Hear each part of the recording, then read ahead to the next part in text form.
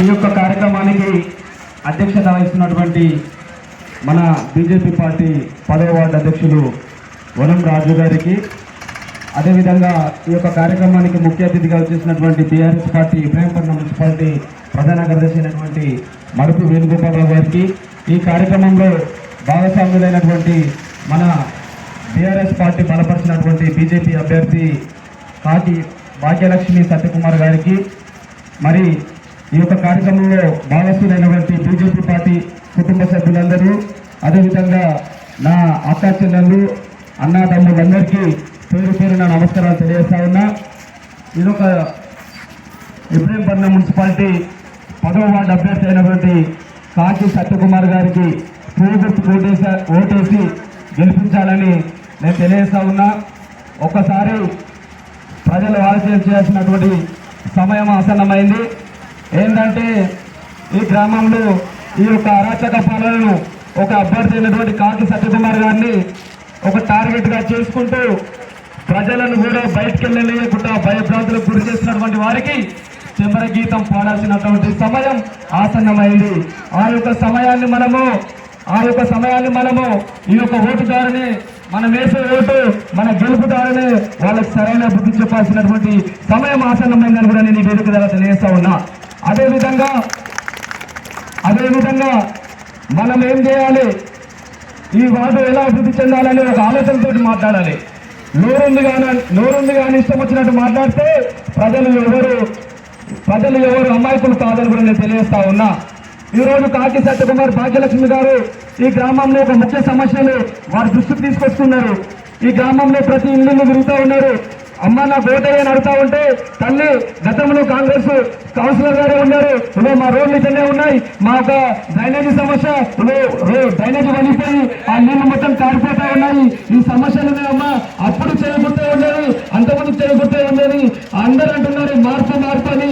తప్పకుండా బీజేపీ పార్టీకి పువ్వు మీద ఓటేసి కానప్పుడు మార్పు తేవాల్సినటువంటి సమయం ఆసనంగా కూడా నేను ఈ వేదిక ద్వారా తెలియజేస్తా ఉన్నా. అదేవిధంగా ఈ గ్రామంలో ఉన్నటువంటి సమస్యలకు రోడ్ల మరమ్మతులు చేసుకుందాం. బీజేపీ పార్టీ కమలం పువ్వు గుర్తు ఓటేసి మనం గెలిపిస్తే ఈ గ్రామంలో ఉన్నటువంటి రోడ్ల మరమ్మతులు చేసుకుందాం, నీళ్ల సమస్యలు పరిష్కారం చేసుకుందాం. ఊరూరులో మన ఊళ్ళో దొంగలు ఎక్కువయ్యారు, సీసీ కెమెరాతోటి వాళ్ళని దొంగలను దొరికించుకుని ప్లాన్ చేసుకుందాం, వాళ్ళకి సమరగీతం వాడదాం. అదేవిధంగా లైటింగ్ ఏర్పాటు చేసుకుందాం, రోడ్లు పెట్టుకుందాం, సరైనటువంటి నీళ్ళు వచ్చే విధంగా ఏర్పాటు చేసుకుందాం. ఈ సమస్యలను పరిష్కారం చేస్తామని ప్రజలకు చెప్పాలి కానీ ఏదో అవాకు చేస్తే ఊరుకునే పరిస్థితి లేదు అని కూడా నేను ఈ వేదిక ద్వారా తెలియజేస్తా ఉన్నా. మరి ఈరోజు ప్రజలు చెప్తా ఉన్నారు, అనేకమైనటువంటి హామీలతోటి కాంగ్రెస్ ప్రభుత్వం గద్దెనెక్కింది. ఒకసారి ఆలోచన చేయండి, ప్రభుత్వం ఆలోచనలో ఉంది కదా, ఈ ఊర్లో ఇస్తున్నటువంటి మరి మహిళలకు 18 సంవత్సరాలు ఉన్నటువంటి స్కూటీలు ఇస్తాను హామీ ఇచ్చి దొంగమాలతోటి కాంగ్రెస్ ప్రభుత్వం గద్దెనెక్కింది. మరి మన కాలపురంలో 18 సంవత్సరాలు ఉన్నటువంటి మహిళలకు ఎంతమందికి స్కూటీలు వచ్చిందో ఒకసారి ఆలోచన చేయాలని అడుగుతా ఉన్నా. అదేవిధంగా తెలంగాణలోని ముఖ్యమంత్రి కేసీఆర్ గారు మహిళలకు, వృద్ధులకు 2000 పింఛన్ ఇస్తుండే, నేను 4000 ఇస్తానని హామీ ఇచ్చి దొంగ హామీలు ఇస్తే మనం దోషపడుతున్నాం. ఈ రోజు 2000 కాదు అసలు రానిటువంటి పరిస్థితి ఈనాడు ఈ యొక్క కాంగ్రెస్ ప్రభుత్వం చేస్తా ఉందని కూడా నేను తెలియజేస్తా ఉన్నా.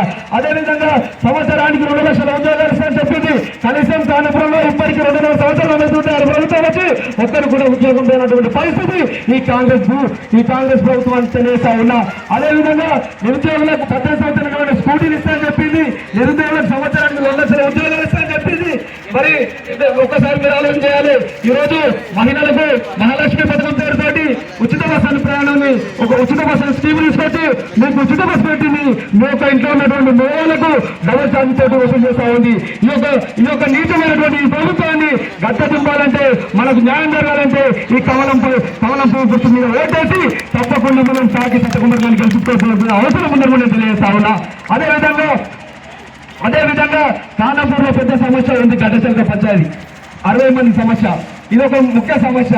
సరే అందరూ అంటున్నారు, మీ అందరికి తెలవాలి ఒక విషయం, గతంలో గడ్డచెలకలో పెంచేసుకొని ఉద్యమాన్ని విజయం చేసింది ఎవరో ఒకసారి ఆలోచన చేయండి. ఇదే బీజేపీ పార్టీ కార్యకర్తలే కదా పెంచేసుకొని అన్నం పెట్టుకొని తిన్నది పగటి పూటలు ఉన్నది వాళ్ళే కదా. వాళ్ళు ఇప్పుడు ఈ రోజు నేరాజ్యం వేస్తా ఉన్నా. వాళ్ళు ఆనాడు పోలీసులు అరెస్ట్ చేసే కూడా బీజేపీ పార్టీ కార్యకర్తలు గంట ఓడనికే